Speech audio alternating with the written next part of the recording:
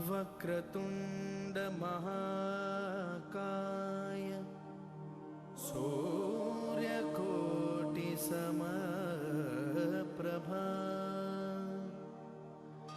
निर्विघ्नं कुरु मे देव सर्वकार्येषु सर्वदा।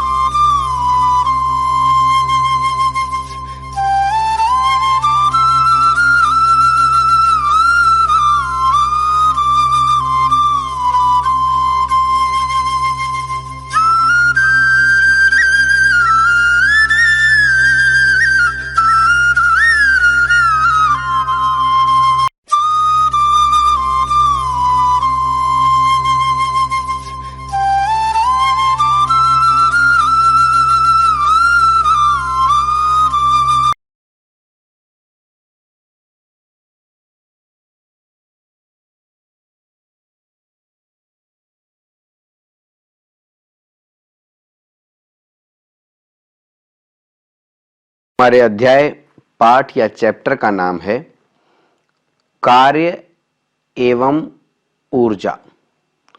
कार्य को हम अंग्रेजी में बोलते हैं वर्क और ऊर्जा को हम अंग्रेजी में बोलते हैं एनर्जी। यानी हमारे पाठ का नाम है कार्य एवं ऊर्जा यानी वर्क एंड एनर्जी। सबसे पहले हम बात करेंगे कि कार्य यानी वर्क जो होता है ये क्या होता है, लेकिन उससे पहले हम कुछ महत्वपूर्ण शब्दों के अर्थ को समझने की कोशिश करेंगे। ये महत्वपूर्ण शब्द कौन से हैं? ये महत्वपूर्ण शब्द हैं, नंबर 1 भौतिक राशियां, फिजिकल क्वांटिटी। नंबर 2 परिमाण, अंग्रेजी में बोलते हैं मैग्नीट्यूड। नंबर 3 सदिश राशि, अंग्रेजी में इसको बोलते हैं वेक्टर क्वांटिटी। नंबर 4 अदिश राशि, अंग्रेजी में इसको बोलते हैं स्केलर क्वांटिटी। नंबर 5 बल, जिसको अंग्रेजी में बोलते हैं फोर्स। नंबर 6 दूरी, जिसको अंग्रेजी में बोलते हैं हम डिस्टेंस। और नंबर 7 विस्थापन, जिसको अंग्रेजी में बोलते हैं डिस्प्लेसमेंट। तो कुल मिलाकर के ये 7 महत्वपूर्ण शब्द हैं जिनका अर्थ समझने की हम कोशिश करेंगे। अब हम बात करेंगे बारी बारी से प्रत्येक शब्द पर। सबसे पहले हम बात करेंगे भौतिक राशि पर। देखिए, भौतिक विज्ञान में, भौतिक विज्ञान को बोलते हैं हम फिजिक्स। भौतिक विज्ञान का मतलब होता है वो विज्ञान जो कि भौतिक चीजों से संबंधित हो, जिन्हें हम देख सकते हैं, महसूस कर सकते हैं, उन चीजों संबंधित जो विज्ञान है उसको हम भौतिक विज्ञान कहते हैं, फिजिक्स कहते हैं। ठीक है, तो भौतिक विज्ञान में हम बहुत सी राशियों का प्रयोग करते हैं, बहुत सी शब्दों का प्रयोग करते हैं, जैसे समय, टाइम, TIME। ठीक है, इसी तरह से द्रव्यमान, द्रव्यमान जिसको अंग्रेजी में हम कहते हैं मास, MASS। द्रव्यमान या मास मतलब भार, जो वजन जो होता है ना, उसको। इसी तरह से एक भौतिक राशि है लंबाई, लंबाई, लेंथ, LENGTH, लेंथ। एक भौतिक राशि है बल, फोर्स।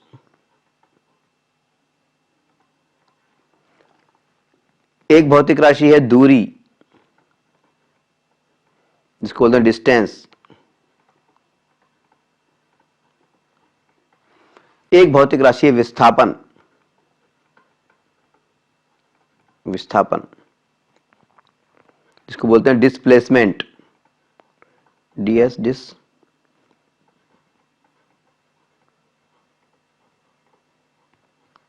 डिस्प्लेसमेंट। और एक भौतिक राशि है तापमान, तापमान, टेम्परेचर।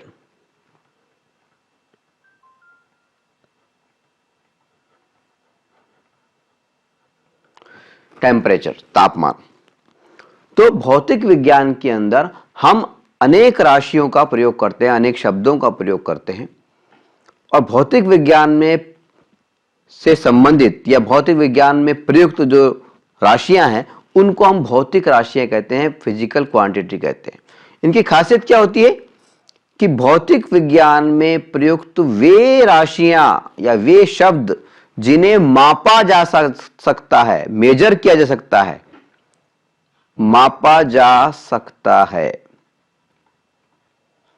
वे राशियां, वे शब्द जिन्हें मापा जा सकता है, मेजर किया जा सकता है,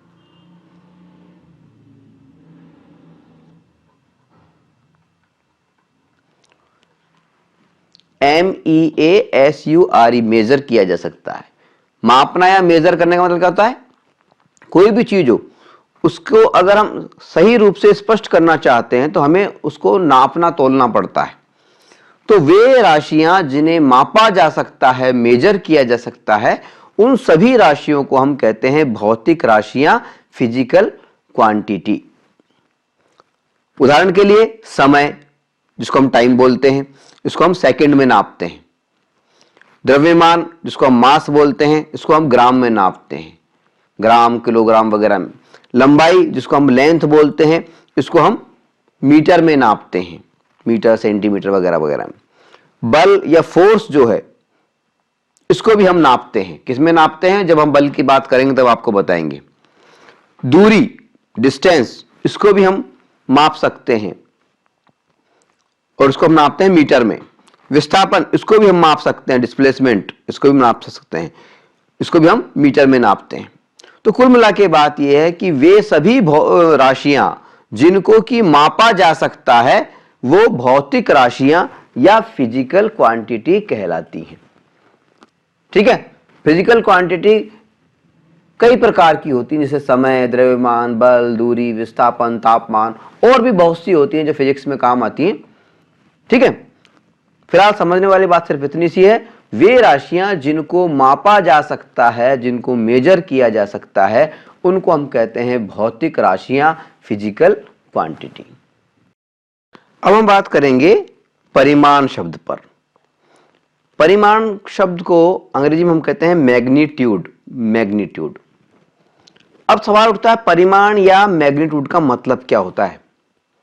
देखिए, परिमाण या मैग्नीट्यूड से हमारा तात्पर्य किसी वस्तु की, किसी राशि की, किसी भौतिक राशि की मात्रा से होता है। किससे होता है? मात्रा से। कोई भी चीज कितनी है, कितनी मात्रा में मौजूद है, उसको हम उस वस्तु का परिमाण या मैग्नीट्यूड कहते हैं। यानी परिमाण या मैग्नीट्यूड क्या हुआ? परिमाण या मैग्नीट्यूड से हमारा तात्पर्य उस संख्या से है। किससे है? उस संख्या से है जो कि किसी भौतिक राशि की माप को यानी उसके मेजरमेंट को अर्थात उसकी मात्रा को प्रकट करता है। यानी परिमाण या मैग्नीट्यूड का मतलब क्या है? कोई भी भौतिक राशि है, उसकी माप को, उसके मेजरमेंट को, उसकी मात्रा को प्रकट करने वाली जो संख्या होती है उसको हम परिमाण या मैग्नीट्यूड कहते हैं। उदाहरण के लिए अगर मान लीजिए कहीं लिखा हुआ है 30 सेकंड, 30 सेकंड, 30 सेकंड का मतलब हुआ कि भौतिक राशि समय है और उस भौतिक राशि समय की यानी टाइम की जो मात्रा है वो कितनी है? 30 है। सेकंडों में कितनी है? 30 है। तो ये जो संख्या है 30 सेकंड, 30, ये उस समय की या जो भौतिक राशि है समय या टाइम, उसका परिमाण है, मैग्नीट्यूड है। कहीं पे लिखा होता है 15 किलोग्राम, 15 केजी। इसका मतलब जो द्रव्यमान है, जो मास है भौतिक राशि, द्रव्यमान को अंग्रेजी में बोलते हैं मास यानी वजन। तो द्रव्यमान या मास जो होता है उसको हम किलोग्राम में नापते हैं। तो कितना किलोग्राम है? 15 किलोग्राम है। तो ये जो संख्या है 15, ये क्या है? उस भौतिक राशि की यानी जो द्रव्यमान या मास नाम की जो भौतिक राशि है, फिजिकल क्वांटिटी है, उसकी मात्रा कितनी है? 15। तो ये मात्रा को प्रकट कर रही है। तो परिमाण कितना हो गया? 15। ठीक है। तो परिमाण या मैग्नीट्यूड से हमारा तात्पर्य उस संख्या से होता है जो कि किसी भौतिक राशि की, किसी फिजिकल क्वांटिटी की माप को यानी मेजरमेंट को यानी उसकी मात्रा को प्रकट करता है, उसकी मात्रा को बताता है। जैसे 30 सेकेंड, 15 किलो या 1000 मीटर। ठीक है। तो ये सेकेंड, किलोग्राम और मीटर, ये तो क्या है? मात्रक कहलाते हैं। मात्रक, मात्रक का मतलब होता है मात्रा को जिस यूनिट में नापा जाता है उसको मात्रक कहते हैं। जैसे सेकंड में, समय को सेकंड में नापा जाता है तो समय का मात्रक सेकंड हो गया। द्रव्यमान या मास को किलोग्राम में या ग्राम में मापा जाता है तो ये उसका मात्रक हो गया। हर भौतिक राशि का एक मात्रक होता है, एक यूनिट होती है जिसमें कि उसे नापा जाता है। ठीक है। ठीक है। मात्रक को तो हम यूनिट कह देते हैं। और जो मात्रा है, जो मात्रा संख्या, जो संख्या मात्रा प्रकट कर रही है उसको हम परिमाण या मैग्नीट्यूड कहते हैं। ठीक है। तो परिमाण या मैग्नीट्यूड का मतलब समझ में आया?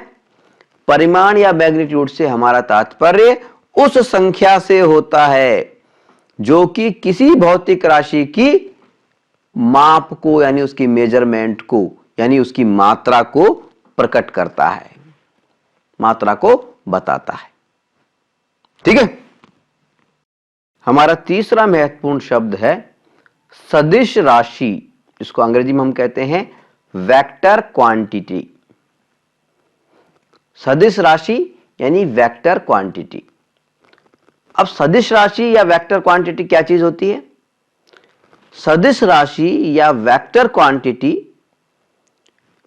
वे भौतिक राशियां कहलाती हैं, वे फिजिकल क्वांटिटीज कहलाती हैं जिन्हें स्पष्ट करने के लिए, जिनको स्पष्ट रूप से प्रकट करने के लिए या स्पष्ट रूप से प्रदर्शित करने के लिए हमें दो चीजों की आवश्यकता होती है। नंबर 1, एक तो होता है परिमाण, इसकी चर्चा अभी थोड़ी देर पहले हमने की है जिसको हम कहते हैं मैग्नीट्यूड।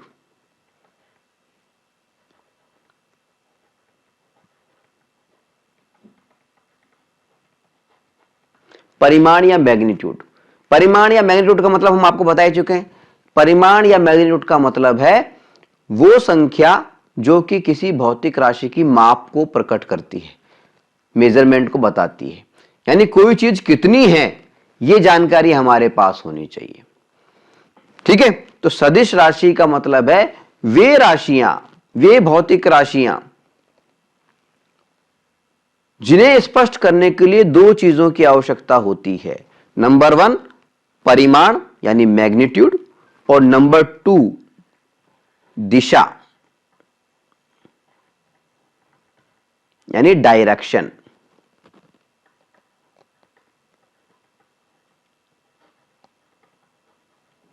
Direction, DIRECTION, direction. वे भौतिक राशियां, वे फिजिकल क्वांटिटीज जिनको प्रकट करने के लिए, जिनको स्पष्ट करने के लिए दो चीजों की आवश्यकता होती है। एक तो परिमाण यानी मैग्नीट्यूड, और एक दिशा यानी डायरेक्शन। यानी एक तो कोई चीज कितनी है यह मालूम होना चाहिए, और किस दिशा में है यह मालूम होना चाहिए। ठीक है, तो वे भौतिक राशियां जिन्हें स्पष्ट रूप से प्रकट करने के लिए या प्रदर्शित करने के लिए परिमाण यानी मैग्नीट्यूड के साथ साथ डायरेक्शन यानी दिशा का वर्णन करना अनिवार्य होता है, उन्हें हम कहते हैं सदिश राशियां या वेक्टर क्वांटिटी। ठीक है, यानी ऐसी भौतिक राशियां जिनको अगर हमें स्पष्ट करना है तो हमें दो चीजों की आवश्यकता पड़ेगी कि एक तो उसका परिमाण यानी मैग्नीट्यूड क्या है, उसकी यानी मात्रा क्या है, और नंबर 2 उसकी दिशा क्या है, डायरेक्शन क्या है। उसको हम कहेंगे सदिश राशि। उदाहरण के लिए अगर कहीं पे लिखा हुआ है दो चीजों के बीच की कोई दूरी दी हुई है, डिस्टेंस दी हुई है, और यह कहा गया है कि दो चीजों के बीच की दूरी 100 मीटर है, 100 मीटर है। ये कोई ए चीज है और ये कोई बी चीज है। इन दोनों के बीच की दूरी हमें 100 मीटर बताई गई है।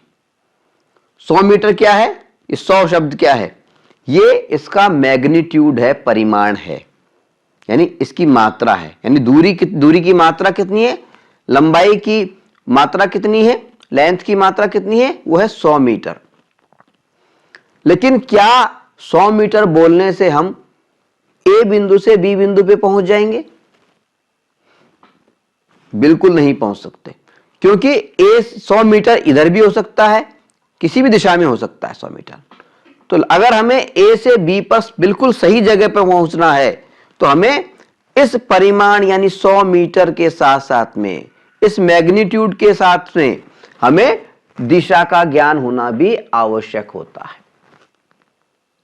तभी हम सही जगह पे पहुंच सकते हैं। यानी सदिश राशियां वे भौतिक राशियां हैं जिन्हें स्पष्ट करने के लिए, जिनमें स्पष्ट रूप से प्रकट करने के लिए उनके परिमाण के साथ साथ में, उनके मैग्नीट्यूड के साथ साथ में उनकी दिशा यानी डायरेक्शन का भी ज्ञान होना आवश्यक होता है, डायरेक्शन का वर्णन होना भी आवश्यक होता है। ठीक है, तो यह बात तो हो गई सदिश राशियों की। अब हम बात करेंगे अदिश राशि पर। नाम से स्पष्ट हो रहा है, अदिश यानी दिशा रहित, दिशा विहीन। अदिश राशि को अंग्रेजी में बोलते हैं हम स्केलर क्वांटिटी, स्केलर क्वांटिटी। सदिश को बोलते हैं हम वेक्टर क्वांटिटी। सदिश यानी दिशा सहित, अदिश यानी दिशा रहित। ठीक है, अब अदिश राशियां किसको कहते हैं? ऐसी भौतिक राशियां जिनको स्पष्ट करने के लिए उसके परिमाण यानी मात्रा यानी उसकी मैग्नीट्यूड के साथ दिशा का वर्णन करना अनिवार्य नहीं होता है, उसे हम अदिश राशि कहते हैं।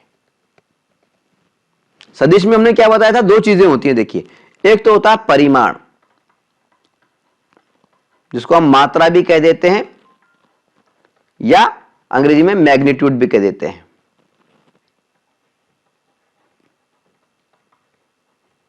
मैग्नीट्यूड भी कहते हैं। एक चीज तो था परिमाण और मात्रा, और दूसरी चीज होती है दिशा, डायरेक्शन। ठीक है, अगर किसी भौतिक राशि को प्रकट करने के लिए परिमाण यानी मैग्नीट्यूड और दिशा यानी डायरेक्शन, दोनों चीजों की जानकारी होना अनिवार्य है, दोनों चीजें अनिवार्य हों, तो उस भौतिक राशि को तो हम कहते हैं सदिश राशि, क्योंकि उसमें दिशा जरूरी है।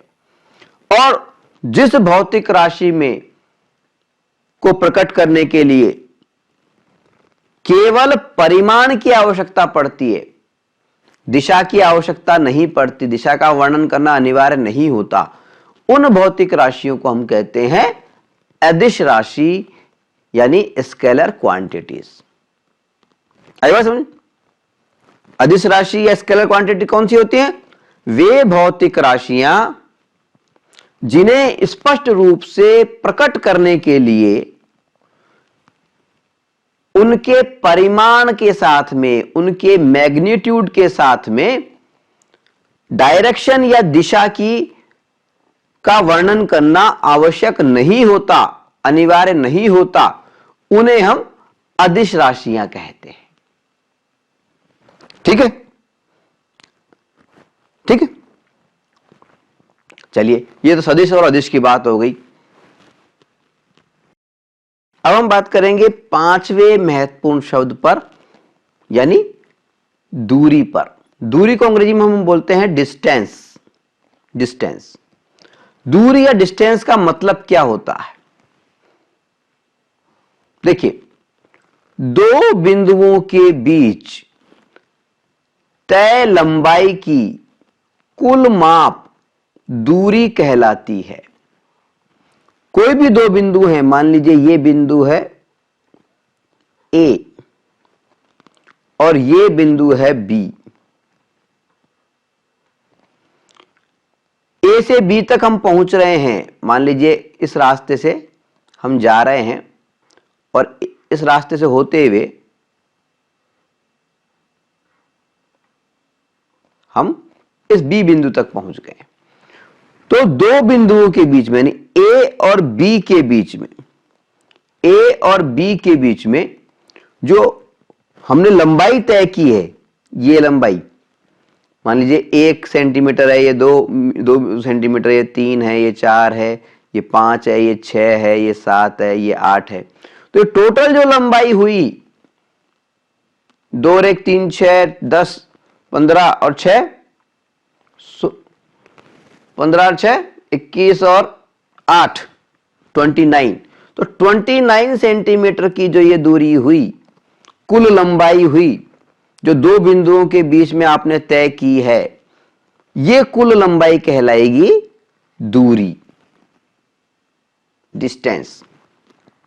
दो बिंदुओं के बीच तय की गई लंबाई की कुल माप दूरी कहलाती है।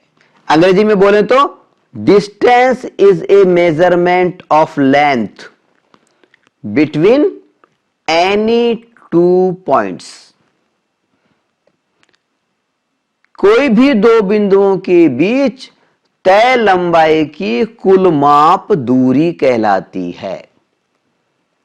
ठीक है, यहां पर हम आपको बताना चाहेंगे कि दूरी जो है एक अदिश राशि है।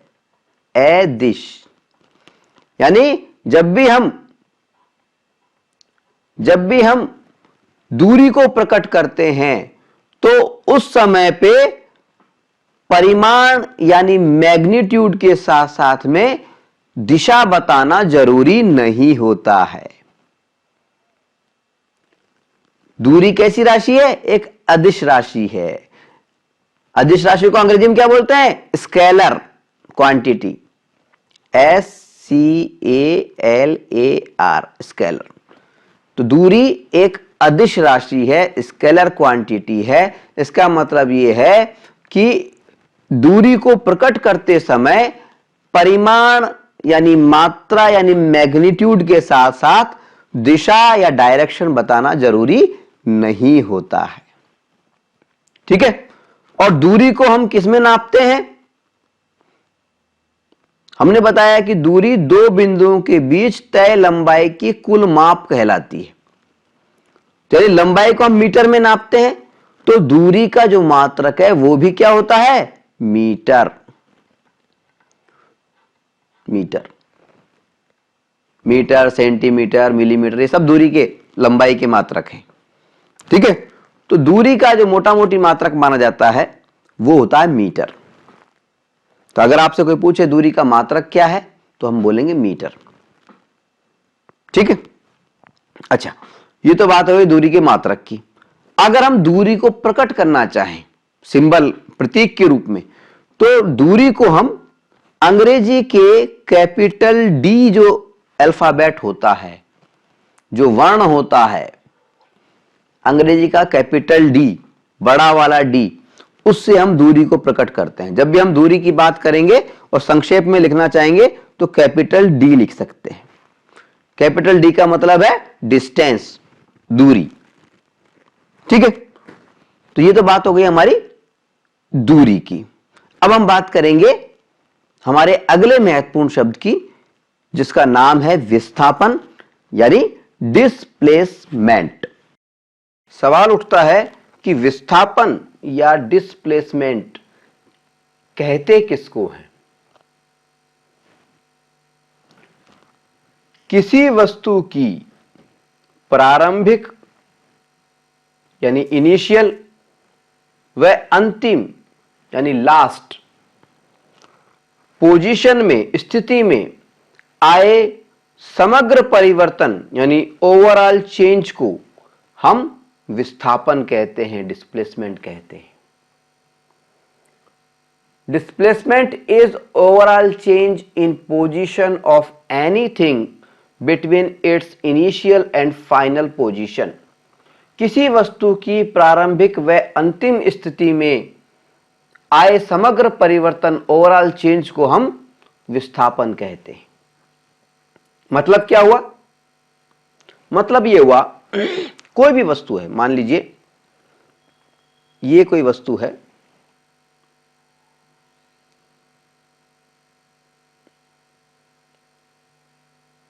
ये कोई वस्तु है, इस वस्तु का नाम हमने दे दिया, वस्तु का नाम है एक्स। और ये एक्स वस्तु जो है इस समय ए बिंदु पे रखी हुई है। ठीक है। जिस पॉइंट पे ये रखी हुई है उस पॉइंट का नाम दे दिया हमने ए। ठीक है। अब इस वस्तु को हम लेके जाते हैं, मान लीजिए पहले ले जाते हैं यहां पर बी पॉइंट पे, ये बी पॉइंट है। फिर यहां पे ले जाते हैं हम सी पॉइंट पे, ये सी पॉइंट है। फिर ले जाते हैं डी पॉइंट पे, ये डी पॉइंट है। और फिर ले जाते हैं वापस से ए पॉइंट पे। ठीक है। वस्तु कौन सी है? वही एक्स वस्तु है।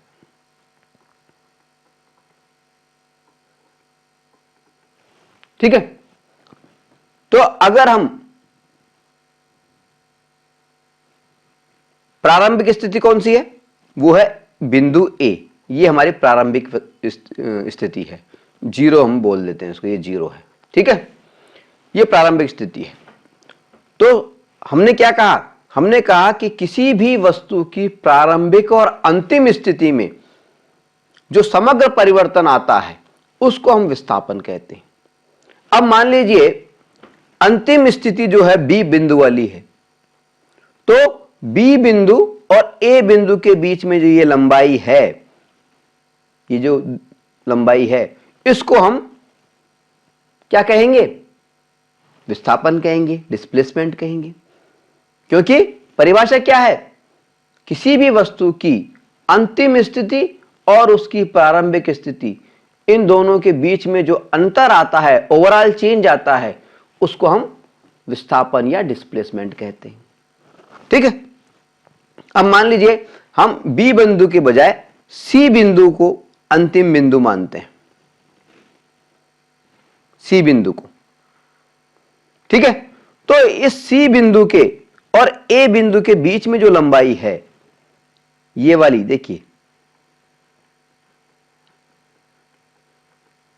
ये जो लंबाई है, इस लंबाई की जो माप होगी उसको हम डिस्प्लेसमेंट बोलेंगे, डिस्प्लेसमेंट बोलेंगे।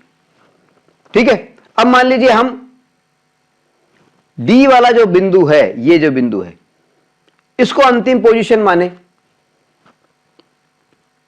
इसको हमने अंतिम पोजीशन मान लिया, तो डिस्प्लेसमेंट कौन सा होगा? ए और डी के बीच की दूरी, यानी ये वाली, ये डिस्प्लेसमेंट कहलाएगा। ठीक है, और ऐसा भी हो सकता है कि हम वापस से ए पर पहुंच जाएं, यहां पर, तो फिर डिस्प्लेसमेंट क्या होगा? यहां पे ए बिंदु पे वापस पहुंच गए हम घूम करके, तो डिस्प्लेसमेंट 0 हो गया। हालांकि हमने अगर दूरी की बात करें तो तय लंबाई हमने कैसे की? पहले ऐसे की, फिर यूं की, फिर हम उल्टा इधर आए और फिर वापस से इधर गए, तो हमने दूरी तो तय की है। लेकिन अगर हम डिस्प्लेसमेंट की बात करें तो बिंदु ए पर अगर हम पुनः पहुंच जाते हैं तो हमारा डिस्प्लेसमेंट या विस्थापन 0 हो जाता है। क्यों हो जाता है 0? क्योंकि डिस्प्लेसमेंट या विस्थापन की जो परिभाषा है उसके मुताबिक प्रारंभिक और अंतिम जो बिंदु है उनके बीच में जो टोटल चेंज आता है, स्थिति में परिवर्तन आता है, ओवरऑल चेंज आता है, उसको हम डिस्प्लेसमेंट या विस्थापन कहते हैं। और अगर कोई वस्तु घूम करके पुनः अपने उसी बिंदु पर पहुंच जाती है तो प्रारंभिक बिंदु और अंतिम बिंदु दोनों एक ही हो जाते हैं। ऐसी स्थिति में डिस्प्लेसमेंट 0 हो जाता है। ठीक है, समझ में आई बात? तो डिस्प्लेसमेंट का मतलब सिंपल है, कोई भी वस्तु हो, कोई भी वस्तु हो, वो चाहे कितना ही लंबा रास्ता तय करके जाए, मान लीजिए ये ए वस्तु थी और ये घूम करके जा रही है, घूम घूम करके कैसे भी घूम के जा रही है, चारों तरफ घूम रही है लगातार, और घूमने के बाद में फिर जा करके ये आप ये बी पॉइंट पे पहुंचे हो। ठीक है, तो दूरी तो आपने काफी तय की है, लंबाई तो आपने काफी तय की है, लेकिन अगर डिस्प्लेसमेंट की बात करेंगे तो इन दोनों के बीच में जो सीधी रेखा खींचने पे एयर डिस्टेंस जिसको हम कहते हैं हवाई दूरी, अगर हम हवा में उड़ करके जाते तो जो दूरी हम तय करते वो विस्थापन कहलाती है, वो डिस्प्लेसमेंट कहलाती है। ए से बी के बीच में हम उड़ के जाते तो सीधे पहुंच जाते ना, तो ये जो दूरी है ये दूरी डिस्प्लेसमेंट कहलाती है, विस्थापन कहलाती है। समझ आई बात? किसी वस्तु की अंतिम पोजीशन और उस वस्तु की प्रारंभिक पोजीशन, इन दोनों के बीच में आए समग्र परिवर्तन को, ओवरऑल चेंज को हम विस्थापन कहते हैं। क्लियर? अब देखिए, ये बात हो गई क्लियर? हम आपको बताना चाहेंगे कि ये जो विस्थापन है, डिस्प्लेसमेंट है, वो एक सदिश राशि है, वेक्टर क्वांटिटी है। सदिश राशि है यानी वेक्टर क्वांटिटी। इसका मतलब क्या हुआ? इसका मतलब हुआ इसे प्रदर्शित करते समय परिमाण यानी मात्रा या मैग्नीट्यूड के साथ साथ दिशा या डायरेक्शन बताना जरूरी होता है। ठीक है, सदिश सदिश का मतलब हम आपको बता चुके हैं। सदिश का मतलब है वे भौतिक राशियां जिनको प्रकट करने के लिए, प्रदर्शित करने के लिए उनके परिमाण के साथ में, उनके मैग्नीट्यूड के साथ में, उनकी मात्रा के साथ साथ में उनकी दिशा बताना भी जरूरी होता है। उनको हम कहते हैं सदिश राशियां। और जिसमें दिशा बताना जरूरी नहीं होता उनको हम कहते हैं अदिश राशियां या स्केलर क्वांटिटीज। तो हम आपको बताना चाहेंगे कि विस्थापन जो है, इसको बताने के लिए, इसको प्रकट करने के लिए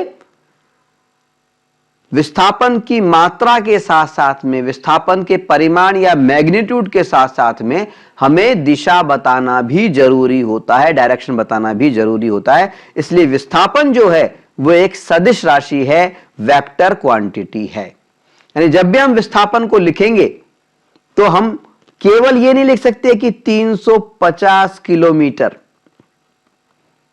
ये विस्थापन नहीं है, ये सिर्फ दूरी को प्रकट कर रहा है, ये विस्थापन नहीं है। अगर हमें विस्थापन को प्रदर्शित करना है तो हमें लिखना पड़ेगा 350 किलोमीटर पूर्व की ओर, पूर्व पश्चिम उत्तर दक्षिण जो भी है दिशा हमें जरूर बतानी पड़ेगी। इसको तो हम कहेंगे विस्थापन। और जिसमें दिशा नहीं बताई गई है उसको हम कहेंगे केवल दूरी या लंबाई। ठीक है, अब देखिए, यह तो बात हो गई कि विस्थापन एक सदिश राशि है, यानी इसमें हमें परिमाण के साथ साथ में, मैग्नीट्यूड के साथ साथ में, मात्रा के साथ साथ में दिशा या डायरेक्शन का बताना भी जरूरी होता है। अब विस्थापन का मात्रक क्या होता है, उसको किस में मापते हैं? हमने बताया था कि लंबाई जो होता है उसका मात्रक होता है मीटर, और दूरी का जो मात्रक था, डिस्टेंस जो था, उसका मात्रक भी मीटर होता है। इसी तरह से विस्थापन को नापने के लिए जिस मात्रक का, जिस यूनिट का हम इस्तेमाल करते हैं वो भी मीटर ही होता है। यानी लंबाई का मात्रक, दूरी का मात्रक और विस्थापन का मात्रक, डिस्प्लेसमेंट का मात्रक, तीनों का जो मात्रक है, तीनों की जो यूनिट है वो सेम है, यानी मीटर है। ठीक है, याद रहेगा। अच्छा, दूसरी बात, विस्थापन को जब हम प्रदर्शित करते हैं, विस्थापन शब्द को, तो हमने बताया था दूरी के, जब हमने बताया था तो दूरी को प्रकट करने के लिए हम अंग्रेजी के कैपिटल डी का इस्तेमाल करते हैं, लेकिन विस्थापन को प्रकट करने के लिए हम अंग्रेजी के कैपिटल डी का नहीं, स्मॉल डी का, छोटे डी का प्रयोग करते हैं। तो जब भी स्मॉल डी लिखा हुआ है इसका मतलब है हम विस्थापन की बात कर रहे हैं, डिस्प्लेसमेंट की बात कर रहे हैं। ठीक है। अच्छा, अब विस्थापन को हम प्रकट कैसे करते हैं? हालांकि ये जो चीज है कि विस्थापन को हम प्रदर्शित कैसे करते हैं, ये आपके कोर्स में नहीं है, लेकिन थोड़ी सी जानकारी मैं आपको दे देता हूं। देखिए, जब भी हम विस्थापन को प्रकट करते हैं तो विस्थापन में हमने क्या कहा? हमने कहा था कि कोई भी वस्तु हो, उसकी मान लीजिए कोई वस्तु है एक्स, ये कोई एक्स नाम की वस्तु है, और ये वस्तु, ये जो पोजीशन है इसकी, इस पोजीशन को हमने कह दिया ये इसकी इनिशियल पोजीशन है, प्रारंभिक पोजीशन है, जिसको हमने जीरो बोल दिया, प्रारंभिक पोजीशन है जीरो। ठीक है, और इसके बाद में इसको हम दूसरी जगह ले गए तो ये इसकी अंतिम पोजीशन है, ये इसकी इस एक्स वस्तु की ये फाइनल पोजीशन है। ठीक है, तो इस एक्स वस्तु की ये जो विस्थापन हुआ है जीरो, इनिशियल पोजीशन से फाइनल पोजीशन के बीच में, इसको हम अगर प्रदर्शित करना चाहेंगे समीकरण के रूप में तो कैसे करेंगे? देखिए, एक त्रिभुज का प्रयोग करेंगे, त्रिभुज, और इसमें x लिख देंगे, यानी x वस्तु का विस्थापन की बात कर रहे हैं। विस्थापन को इस त्रिभुज से प्रकट करते हैं और x वस्तु का विस्थापन की बात कर रहे हैं। इक्वल्स टू, ये त्रिभुज बनाया हमने, x वस्तु की बात की, और पहले बताया हमने फाइनल पोजीशन, फिर इसमें से घटा दिया हमने, वापस से त्रिभुज बनाया, x लिखा और ये लिख दिया इसकी इनिशियल पोजीशन, जीरो वाली पोजीशन। तो फाइनल पोजीशन में से इनिशियल पोजीशन को हमने घटा दिया तो हमारे पास में ये विस्थापन या डिस्प्लेसमेंट आ गया। इस तरह से हम प्रदर्शित करते हैं इसको, विस्थापन को। ठीक है, ये आपके कोर्स में नहीं है, लेकिन अगर आप याद रखेंगे तो आगे की कक्षाओं में आपको आसानी होगी। चलिए आगे बढ़ते हैं और एक बार पुनः हम बात करते हैं दूरी यानी डिस्टेंस और विस्थापन यानी डिस्प्लेसमेंट, इन दोनों में अंतर पर। पहला अंतर क्या है? दो बिंदुओं के बीच तय लंबाई की कुल माप दूरी कहलाती है, जबकि किसी वस्तु की प्रारंभिक व अंतिम स्थिति में आए समग्र परिवर्तन को हम डिस्प्लेसमेंट कहते हैं। एक अंतर तो यही हो गया। ठीक है, दूसरी बात, दूरी जो है वो एक अदिश राशि है, अदिश, स्केलर क्वांटिटी है, यानी इसमें दिशा की आवश्यकता नहीं होती है। केवल मैग्नीट्यूड से, केवल परिमाण से यानी केवल मात्रा से काम चल जाता है, उसके साथ में उसकी दिशा बताना आवश्यक नहीं होता है। जबकि अगर विस्थापन की बात करें तो विस्थापन एक सदिश राशि है, एक वेक्टर क्वांटिटी है, यानी विस्थापन को प्रकट करने के लिए हमें मैग्नीट्यूड के साथ साथ में, परिमाण के साथ साथ में, मात्रा के साथ साथ में हमें दिशा का वर्णन करना भी अनिवार्य होता है, डायरेक्शन का वर्णन करना भी अनिवार्य होता है। ठीक है, ये दूसरा अंतर हो गया। तीसरा अंतर, जब हम दूरी को प्रकट करते हैं तो अंग्रेजी के कैपिटल डी से प्रकट करते हैं, और जब हम विस्थापन को प्रकट करते हैं, लिखते हैं सिंबल के रूप में, प्रतीक के रूप में, तो अंग्रेजी के स्मॉल डी से, छोटे डी से प्रदर्शित करते हैं। ठीक है, अगर हम इस चित्र पे गौर करें, इस चित्र में बताया गया है दूरी और विस्थापन में अंतर। मान लीजिए ये आपकी स्कूल है, ये आपकी स्कूल है, और ये आपका घर है, होम है, ये आपका होम है। आप घर से स्कूल जाते हैं तो सड़क से जाएंगे, हवा में उड़ के तो जाएंगे नहीं। मान लीजिए सड़क से जा रहे हैं आप, मान लीजिए आपने 50 मीटर की दूरी ऐसे तय की, और फिर 50 मीटर की दूरी इस दिशा में तय की, और फिर 50 मीटर की दूरी इस तरफ तय की, फिर 50 मीटर की दूरी इस तरफ तय की, फिर 50 मीटर की दूरी इस तरफ तय की, और फिर जाकर के आप स्कूल पहुंच गए। ठीक है, तो जब आप स्कूल पहुंच गए तो वो आपकी कौन सी हुई?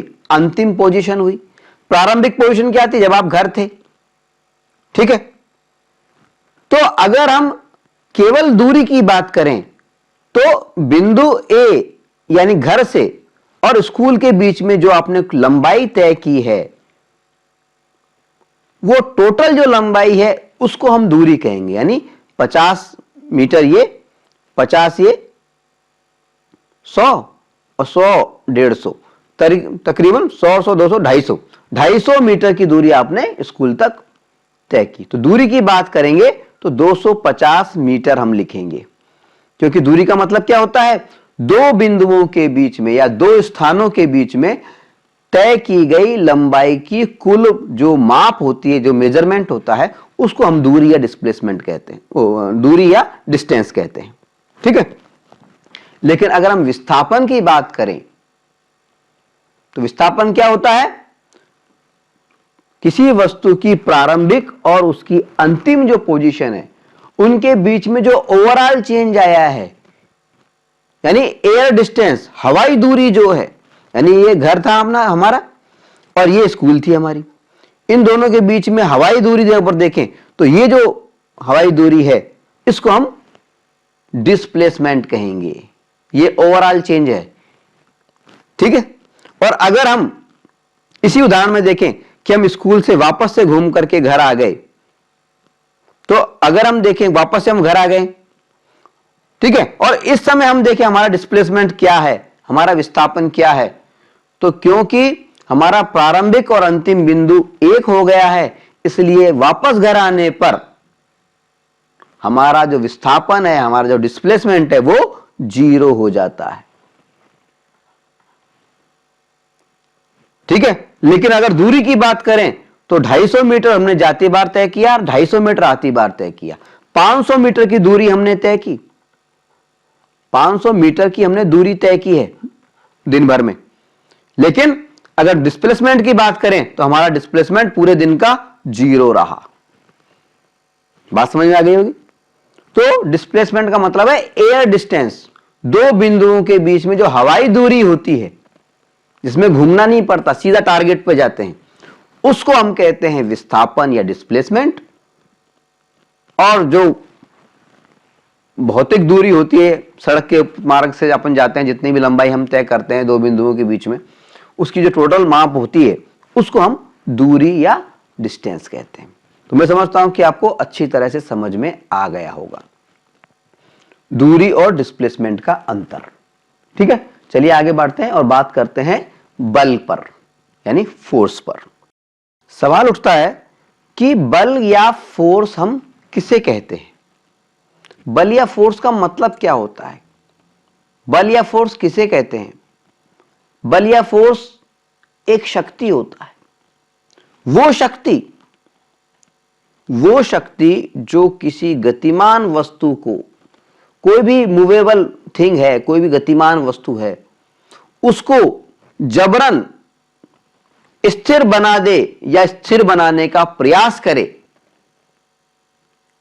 या फिर कोई स्थिर वस्तु को जबरदस्ती जबरन गतिमान बना दे, मूवेबल बना दे, या उसे जबरदस्ती मूवेबल बनाने का प्रयास करे, उसे हम बल कहते हैं, फोर्स कहते हैं।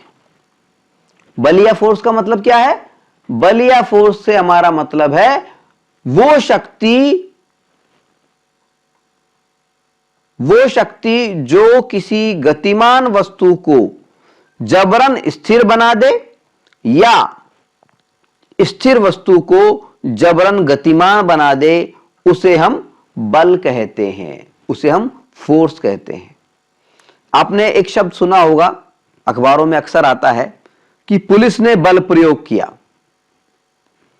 बल प्रयोग किया मतलब जो लोग कहीं पे भीड़ लगा के बैठे हुए हैं, उनको जबरदस्ती धकेला है उन्होंने, स्थिर लोगों को भगाया है उन्होंने, या जो भागते हुए लोग हैं उनको रोका है।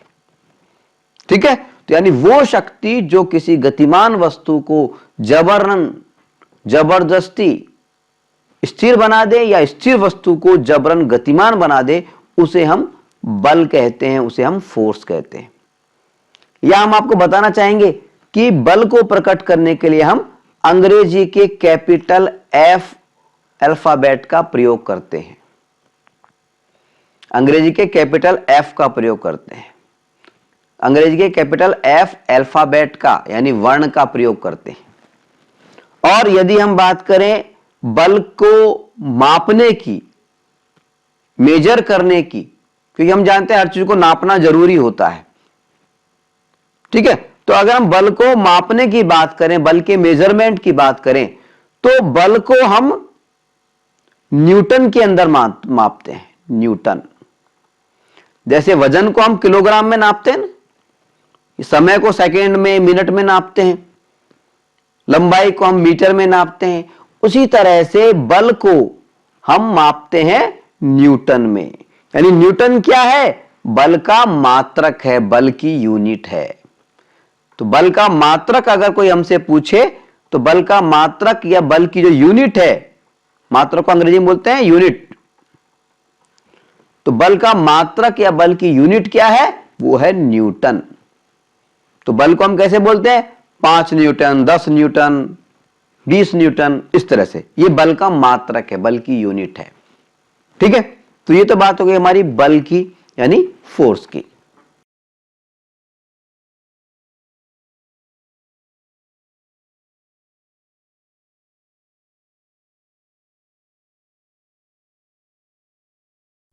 जन गण मन अधिनायक जय हे भारत भाग्य विधाता।